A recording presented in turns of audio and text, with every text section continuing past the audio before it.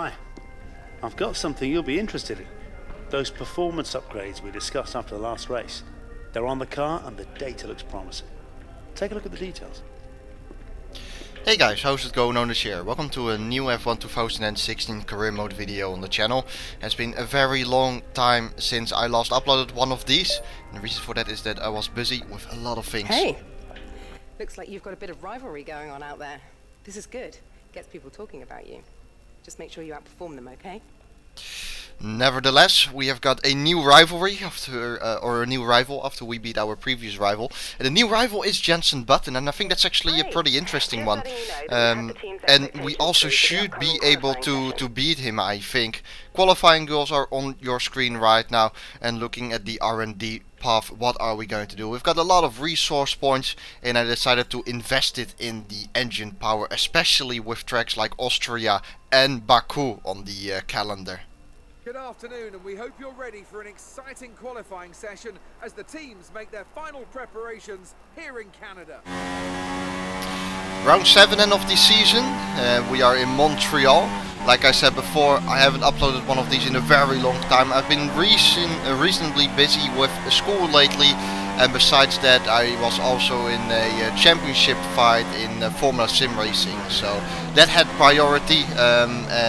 Yeah, apologies first of all, of course, for the massive delay. I'll try to get some more out. I have already done the Baku race, so hopefully that should be out within the next week or so. But yeah, I'm still busy with Formula Sim racing, mainly trying to get that one finished with 2 more rounds to go. Nevertheless, we are here, Montreal, like I said before, a street circuit, semi-street circuit, and we are in Q1, and you can see that I'm on the super soft tire. After practice, I thought we would be quick enough to actually qualify on the super soft tire rather than the the ultra soft, and therefore save a set of the ultra soft tires for Q2. And let's see whether we can do that. Currently up into 15th place with a 113.9, but we should be able to beat that. So let's have a look. The DRS will be wide open.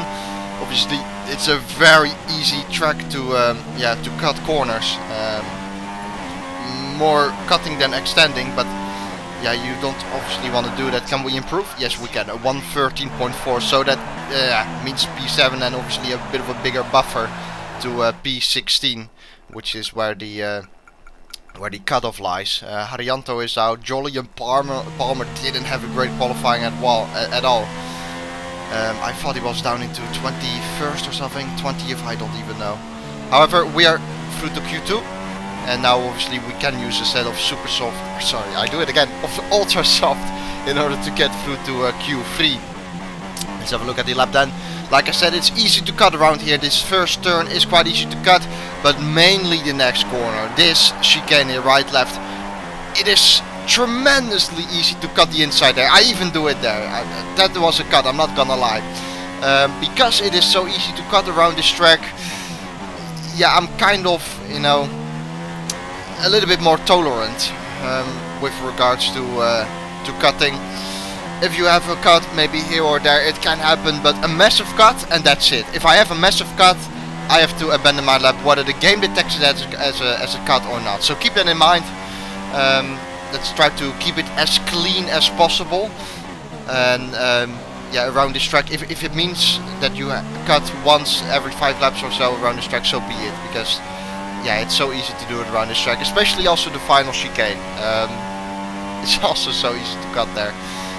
So I'm a little bit more, yeah, what's the word, you know, tolerant with regards to cutting here. Do I cut it? Yeah, I think I cut it there even. So yeah, there is that. Crossing the line, what can we do? A 113.2, that's a little bit, you know, when you consider we did a 113.4 on super soft tires in Q1, we're only 2/10 quicker than that on the ultra soft tires, so not necessarily a really good lap then. Coming into Q3, I know that I can do better and I should do better. Pole position shouldn't really be, you know, a target for us here. Hamilton has done a 112.1. We're actually nowhere near that at the moment, and I doubt we'll be able to improve by a second in this last qualification session. Let's have a look then. Which mixture, of course, highest engine output we have got available to us. And there you see it, I think another cut, but it wasn't that big, so we'll let it go for now, as it is Montreal, like I said before. First sector, about 3 tenths down on Hamilton already, so that's not great. I think a 12.8 is in the books, so to say. That is a target which is achievable, I guess. If you really consider we did a 13.4 on the super soft, surely we should be able to find at least half a second or something like that on the ultra soft and with a better lap. I'm taking it relatively cautious here into the hairpin though. Could have been a lot faster, I feel like, through there. So maybe this is a little bit more of a banker lap into the first lap of Q3. Who knows? Our target is to qualify in P9. So let's at least make sure that we can do that. One more corner to go to final chicane. You can get a lot of time. We have a little bit of a luck up, therefore I overshot the first apex. Could have been worse, but also could have been better, I feel. And we do a 1:13.1, so it is better than the Q2 time. But again, I feel like there is so much time left on the table. So we're going for it again. One more run with 30 minutes to go in the qualifying session. New set of ultra soft tires.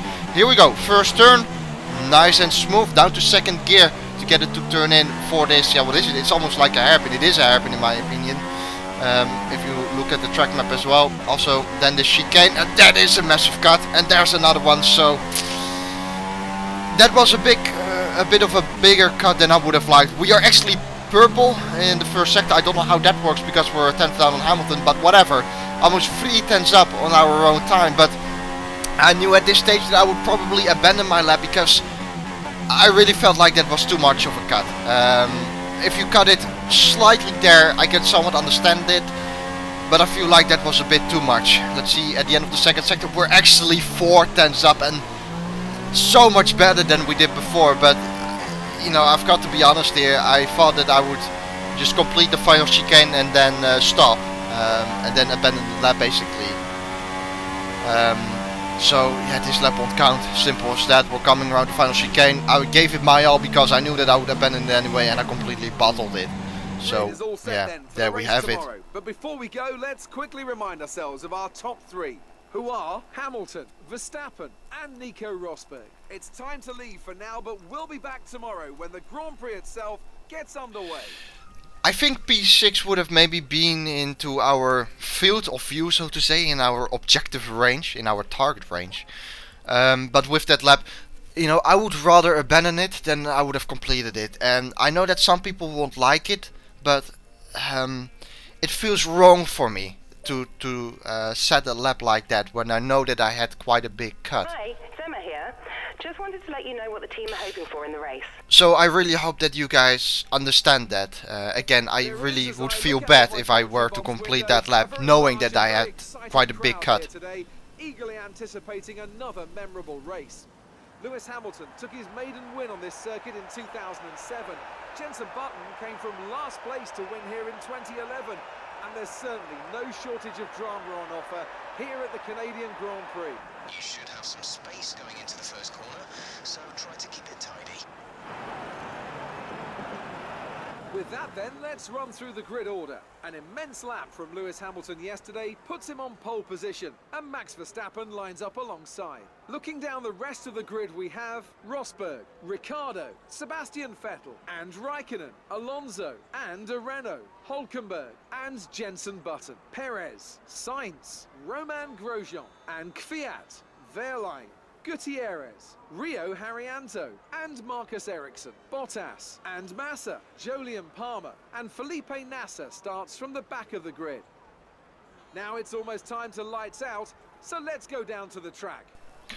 It is raining, and I'm actually quite pleased to see that. We're having a look at the strategy here. Starting on the intermediate tire, so it's relatively light rain. You can see as well by the forecast, it's going to get dry relatively early on in the race. So we know that we're basically good in the rain. Let's take advantage of that in the opening couple of laps of this race. P8 it is for us as the 5 red lights have gone out. And away we go.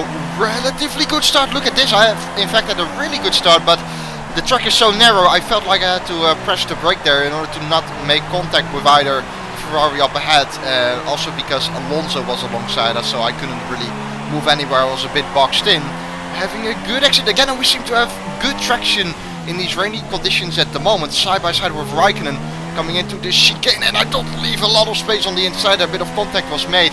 I would say that was actually my fault, because I didn't leave Raikkonen a lot of room on the inside there. Luckily though, we have both been able to keep it pointing in the right direction, and immediately Vettel has created quite a massive gap. We have jumped 6 places at the start of the race. That is good at least. I mean, our initial launch of the grid was awesome, and then I short shifted up to 2nd gear and it went even better, but I hit the rear of the Ferrari quite soon and had to back out of it, which is a shame, but that's what Montreal is like, especially at the start-finish straight. There's not a lot of room there, and so you have to be prepared to perhaps brake a little bit in order to avoid a collision or contact with either Raikkonen or Alonso, for our instance, in our example. So lap 1 being almost completed, it seems like visually we are getting a little bit closer to Vettel, which is a good sign, especially through this final chicane. Look at that! You could visually see that we were able to catch up a little bit to him. 1:31 from Hamilton. Obviously it's the first lap of the race, so it doesn't really matter all that much. And we know basically that the rate is going to ease off as the race progresses, so excuse me, it's quite important to make up as much ground as possible right now, because again I feel like we are better in rain conditions than we are in the dry.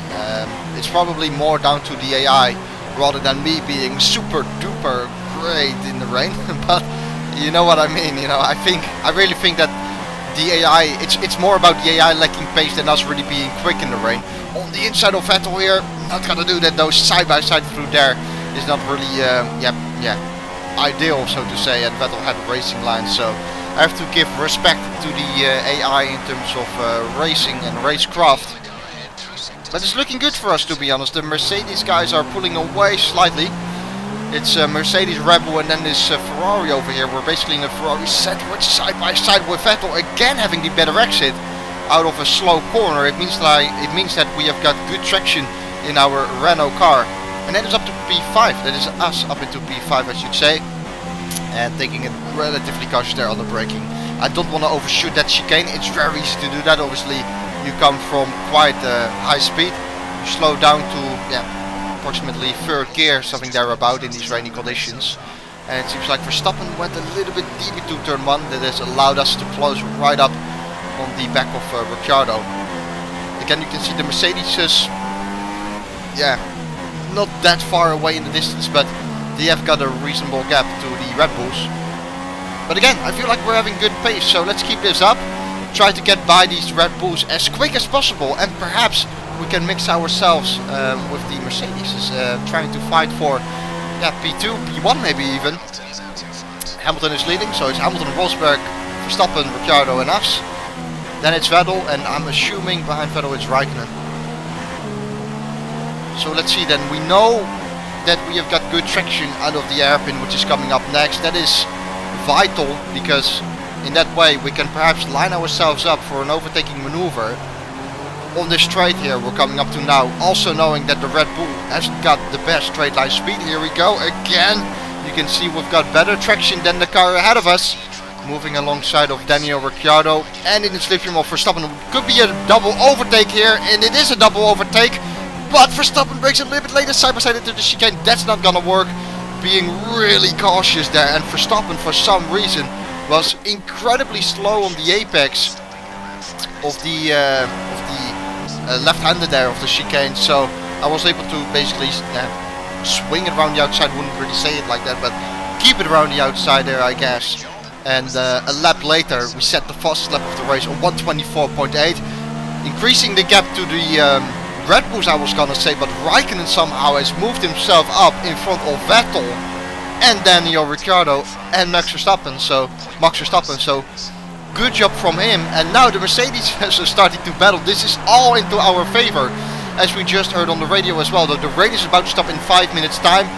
That's a little bit of a shame for us, because I felt like if it were to rain this whole race we would take victory here. At least that's what it's looking like right now.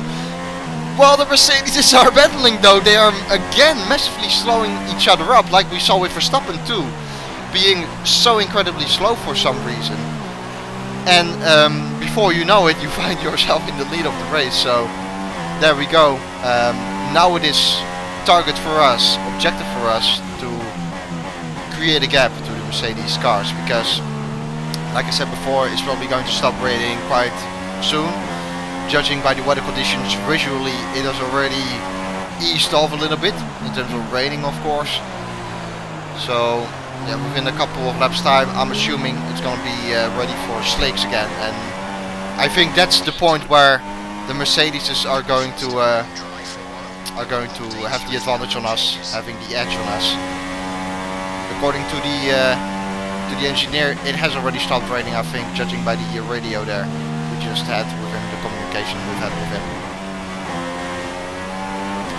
And so we open up lap 7, we're in the lead of this race, and look at the gap we have got to the Mercedes cars. It is 3.2. Massive. That's absolutely massive considering we overtook them that very same lap. So technically we're 3-4 seconds faster every single lap, which is obviously insane. Having said that, I think they were battling quite hard over the course of that lap, so they lost some time because of it. And right now the gap to Rosberg is 4.2 seconds, and I actually said box this lap 9 of this race, and I'm thinking about pitting. The disadvantage of being ahead right now, being the leader of this race, is that you're basically, you know, I felt like at this time I had to make the choice, because I cannot base my decision on the cars in front of us, because there are no cars in front of us.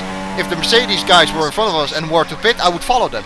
But obviously I'm the guy who is leading, so I have to make the first call, and I do it already in lap 9. Is the track though dry enough? That is the question we are yet to find out. When you look at the tires now, there is still spray coming off them, and everyone has continued on. So is this the right call? We're going for the soft tires, and obviously we are yet to find out whether this is the right call. It still looks quite wet, so what I need to be aware of right now is that the tires are cold. I cannot expect a lot of grip from these tires straight off the bat. I have to warm them up as best as I can.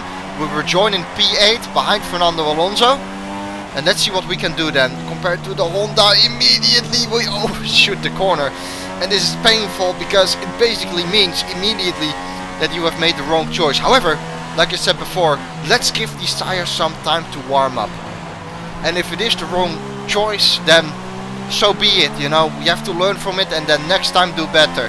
There was still spray coming off the tires, there even is spray coming off the tires now. Is that an indication then that it is too early? Perhaps it is, because no, there is not a lot of grip being generated on these tires, and Alonso has massively pulled away. The gap is 2.8, and so you can immediately come to the conclusion that this was the absolute wrong choice, and that is painful, but it's the truth. I have absolutely messed up the pit call. Like I said before, if I was in second place, for example, and Rosberg ahead would pit, I would follow him, and I would at least have a bit of a guideline, so to say, of when to pit. But for now, it was me who had to make the choice, basically.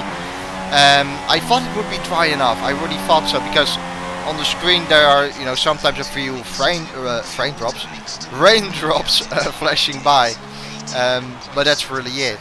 And yeah, I've got to be honest, it's the wrong choice. It's absolutely the wrong choice. So yeah, I messed that up completely, and I have to deal with the consequences right now, and that is probably that we're going to lose out on the lead of this race, because Alonso has already pulled a 3.4 second gap. If Alonso can pull a 3.4 second gap, then the Mercedes would be at about a 5 second gap right now, and the gap when we pitted was about 5 seconds. So yeah, can we even stay ahead of the Red Bulls? That's also a question which is yet to be answered.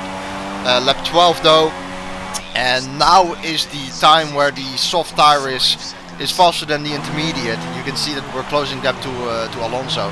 Having said that, he is also in quite a bit of battle though, so that slows him down a little bit. But yeah, it's only lap 12 and we pitted in lap 9. I mean, it's the absolute wrong choice. But I think that I have massively learned from it. I really think so. You can see now as well that the DRS has been enabled. So next time I am in that position, I probably would think back about this race and learn from it. And I find that really important. If you make a mistake, admit it, just admit it that you have made it, but improve it for the next time, you know. Don't make that same mistake, because we're all human, we are all going to make mistakes at some point, but it's how about you deal with them and yeah, experience, you know, making sure that you don't make the same mistake next time round. It is true though that these soft tires are getting into their groove now. We've overtaken Alonso and Vettel and Verstappen. Was it Vettel? I think it was Vettel. Vettel and Verstappen both went off the track there for a moment. We're going to overtake Verstappen here. I do have to realize as well that Alonso and Verstappen are going to go into the pit lane. So yeah, I leave some space on the outside there also for Alonso, but Alonso was wise and stayed behind us either way. Coming across the line now, pretty much everyone has pitted, and Rosberg is ahead of us in P2, but where's Hamilton then? Where is Hamilton? Is Hamilton still leading? Hamilton might be still out on track. That's interesting. So effectively we're either third or second, depending on where Hamilton comes out when he pits. Most likely he'll be ahead of us, at least that's what I expect. But I think an indication of when to switch to the intermediate is when you get that pop-up when the DRS has been enabled. So next time round, like I said, I will learn from this mistake and wait for that pop-up when the DRS comes on. And then pit, we said a 122.6, and in fact it is gonna be close with Hamilton, but we're in front of Hamilton. So that was a slight surprise for me. That is in fact better than I expected, so I perhaps got even lucky. That's a, yeah, good job. That's indeed a cut. So good job that the game gave me a warning for that, because it is well deserved. That was a cut. Pretty much like we did in qualifying, remember? I mean, like I said before, that corner, you almost cut it every lap, because there's always like 1 or 2 millimeter you are going to cut. But when you cut it by a couple of centimeters, that's where the limit lies for me, so to say, as the VSC has been deployed here. So take a little bit of a breath and go again, save a bit of fuel in the process, of course. And we're quite close to Rosberg. It's not actually that bad. I was really keen with the throttle there, by the way, getting quite a bit of wheel spin. Obviously the track is going to get faster and faster now as it dries up more and more.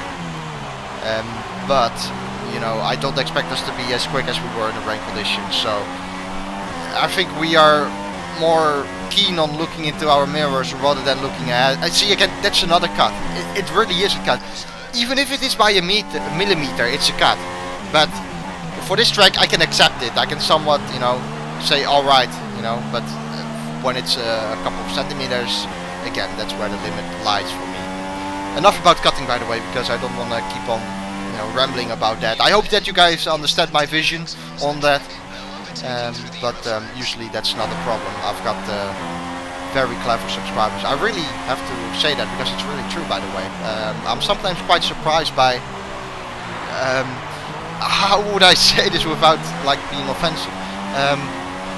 I'm sometimes surprised by the intelligence of my subscribers, and I don't mean that I think that most subscribers are dumb or anything like that. Please don't think like that. Maybe I shouldn't use the word intelligence, but I should use the word, let me think.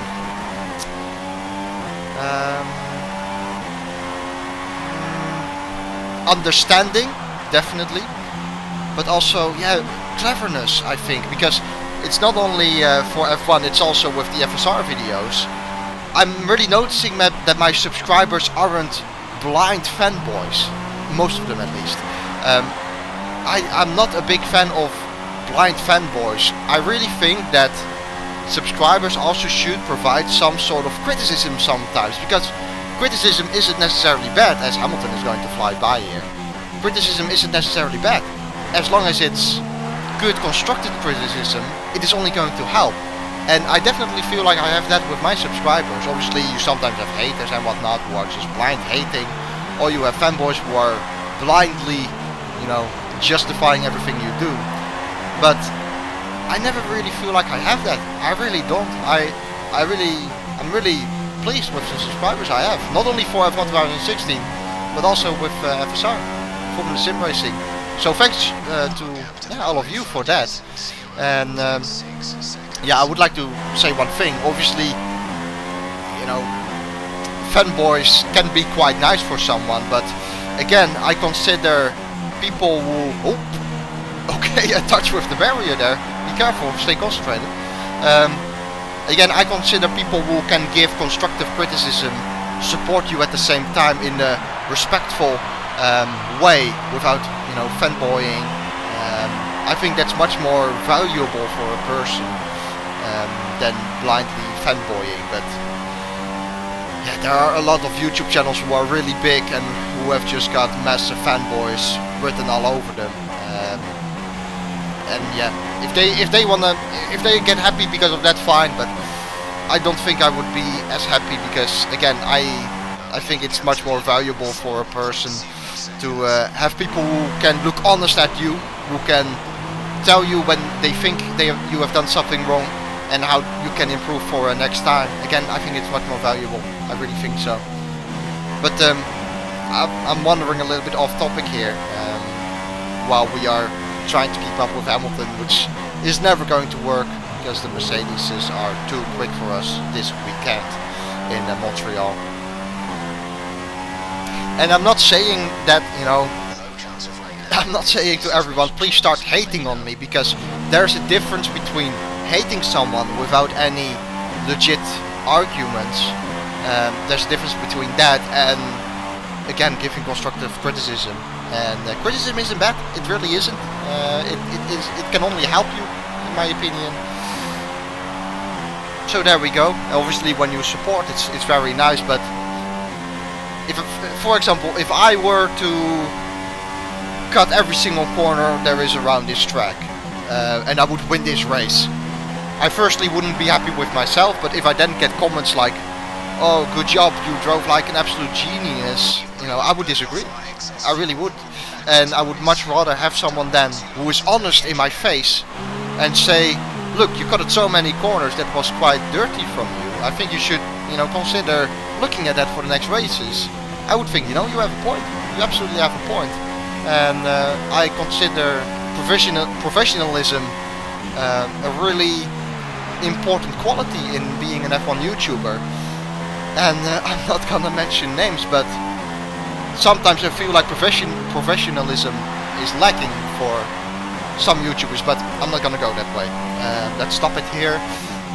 There are some fantastic YouTubers, of course, out there regarding the F1 titles, but yeah, again, I think it's much more valuable to get some, to get an opinion which is honest in your face, which is the truth, which can be used with some good arguments, and yeah, keep honest, or stay honest. I'm sure a lot of people are typing right now, you know, on their keyboard, commenting from, you know, maybe I did not expect this from you, or yeah, whatever. I don't want to start a war, of course. If people or other YouTubers are happy with the way they are doing things and the support they get, you know, that's fine. As long as people are happy, I'll be happy too. But there are a few ways of achieving happiness as I come into the pit lane. But another mess up, another time I messed up. A drive-through penalty is being awarded here, and rightly so. Not paying enough attention, and perhaps throwing away a third place. With 12 more laps to go, perhaps the Red Bulls would have been able to catch up to us. But man, what a mistake I have made there. A lap later we come in, of course, and this time we slow it nicely down for the pit limiter. For the pit entry speed, I should say. And there we go. We rejoin in P8? Bringing quite late there. Yes, it is P8. Okay, so two massive, yeah, fuck ups. I'm sorry for the language, but it are two massive fuck ups. Firstly, with the strategic call of switching too early to the slick tire, and now speeding into the pit. It's the first time I do that in the series. A little bit too hot-headed going into the pit lane, and then you get that. And funnily enough, that has settled us behind Button. So we're behind our rival, actually. Obviously, I would love to overtake him. We have made our final stop. I wasn't planning on making any more stops. It is quite aggressive going for the super soft in lap 23, I feel, but I think it's doable. Yeah, I really think so. So let's see where we can end up. I've definitely thrown away a podium. I honestly doubt whether I still would have been able to finish on the podium. That is obviously all speculation. The facts are that I completely messed up the pit lane, and yeah, thanks to that I find myself now in P8. And regardless of you can always say, if I didn't do that, if I didn't speed into the pit lane, perhaps I could have fought for a podium position, but that doesn't matter. I did speed into the pit lane, and yeah, it happened. So let's focus now on the rest of the race. 9 more laps to go, and hopefully we can get by Button here. He's got a McLaren Honda engine, so surely we should be able to go for a move. Yes, we can. He's still alongside us though. I turn into the corner, and there is again contact. Similar to what I did with Raikkonen, I do it again with Button. And yeah, am I to blame for it? I would say yes. I remember when I was editing this video, I looked at the replay, I looked at the slow motion basically. Basically I thought Button, that's a mistake and a penalty. This race is going from absolute bad to worse. This is a race we should forget. I basically made a mistake braking on the grass. My car was out of shape because of that, and I got a corner cutting penalty. Basically, it was a mistake, but from that mistake I got a corner cut penalty. Fair enough, that can happen. Verstappen has gone into the pit lane. He's on a set of ultra soft tires for the final lap. So, in fact, I'm also getting lucky here that I am granted a free position. We did have better pace than the Ferraris up ahead. We're on we're on soft tires. We're on super soft, but it's not gonna be close enough. Also considering that I have a time penalty. Again, I touched the wall there. I just don't know what it is with me this race. Coming back to the incident with Button, I really thought he wouldn't go for the inside there anymore. I thought the road was clear for me to turn in, but I misjudged it, I guess, with Button still being there on the inside. So I kind of got away with it, to be honest, because I didn't get a penalty, which I find a little bit surprising. You cannot basically turn in when there's a car alongside you, and I did that. So that was a mistake by me. Again, I misjudged it. I guess I got away with it, but I need to improve on that. Need to improve on my racecraft, because twice now I have turned in on other people. That is something we obviously don't want. We want some fair and clean racing, and that was not it. But okay, goes to the wall of champions. But yeah, we're gonna cross the line here, and what can I say? Too many failures this race is all I think I can say, with the strategic calls, the speeding in the pit, incidents, and a corner cut as well. Again, it was more or less a mistake, but even when you make a mistake, you can cut a corner, and then it counts as a cut, which is fair enough. It was a question of right place, right time today. We were looking at an entirely different race before the safety car came out, but they were able to take full advantage after the field had been bunched up. And here are our podium drivers today after that excellent race. They've excelled here, as they so often do, and it's a well-deserved victory. Mercedes, then, are on top today.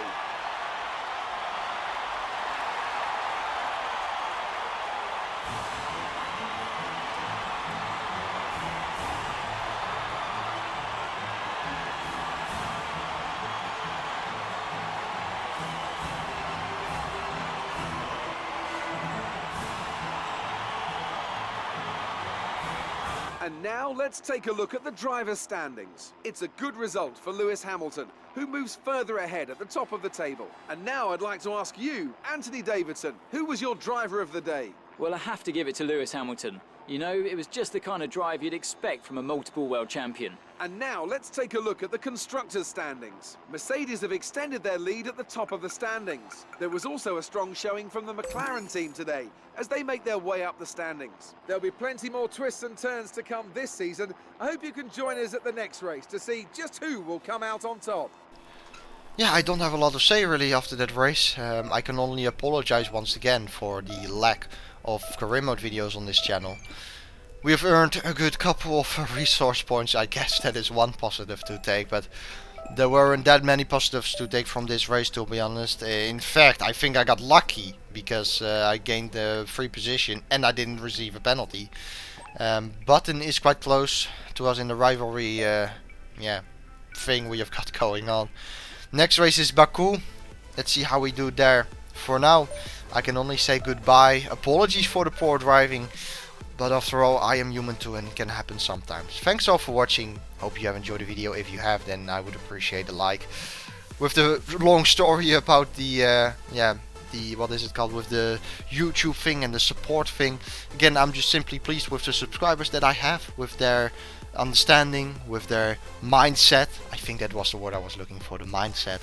I'm really happy with that, and other YouTubers have accomplished quite a bit more than I have. But yeah, who cares about that? I mean, congrats to them, but I am happy with the way it's going for me. I would rather have 4,000 subs who are all honest with me, rather than 10k subs who are all fanboying. Anyway, that's my preference. Others may be different, and that's why we are human. Thanks all for watching again, just to clarify that, and I'll see you next time, hopefully with another video. Thanks all for watching, and have a great day. Goodbye.